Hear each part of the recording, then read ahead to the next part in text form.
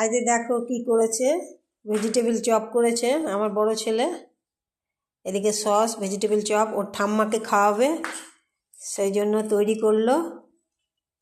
এই যে এদিকে ঠাকুরমশাই রেডি করছে, একটা দিয়া আর ওই তৈরি করছে ভেজিটেবিল চপ। এদিকে দিয়া থালা নিয়ে চলে এসছে খেতে। জানি না কেমন হয়েছে, খাবো আগে তারপরে বলতে পারবো যে কেমন হয়েছে। খেয়ে একটু ট্রাই করে বলেই দে। আচ্ছা আমি খেয়ে ট্রাই করে বলে দিচ্ছি কেমন হয়েছে।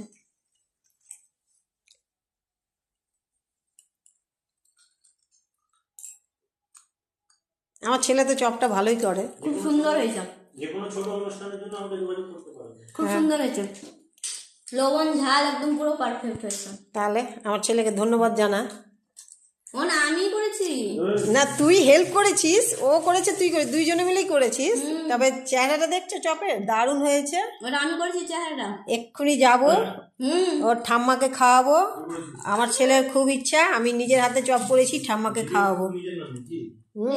এই দে রান্নাঘরের আমার 12টা বাজিয়েছে, চতুর্দিকে জিনিস ছড়িয়ে ছিটিয়ে।